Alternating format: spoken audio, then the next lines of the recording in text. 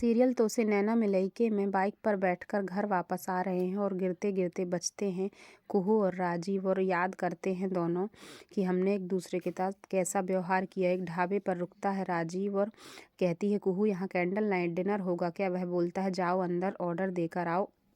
तभी वहाँ ऑर्डर देने जाती है तो सारे लोग उससे कहते हैं कि तुम क्यों आई हो, तुमसे क्या बनेगा।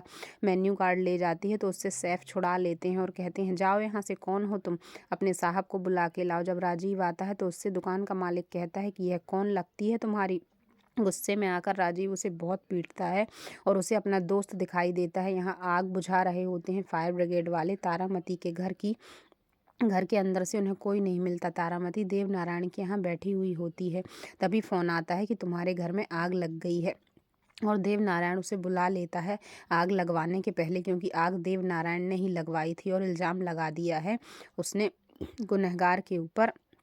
और फिर यहाँ पर राजीव को फ़ोन आता है किसी का और वह बताता है कि तुम्हारे ऊपर गोली चली थी। जब घर पहुँच जाता है तो वह कुहू से पूछता है, ये बताओ कि गोली चली थी क्या वहाँ पर जहाँ हम पार्टी में गए थे? कुहू कहती है हाँ गोली चली थी और वह गोली अवधेश ने चलाई थी।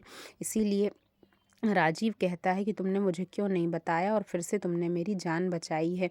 और वह बोलता है कि ये पैर में कांटा लगा है तो निकाल लो, क्यों ऐसे ही घूम रहे हो। तभी जानवी के पास फ़ोन आता है उसी लड़के का और उसका दोस्त बोलता है कि रवि ने नस काट लिए। यहाँ राजीव आता है अपने पिताजी के पास और कहता है कि ये राजन वर्मा कौन है।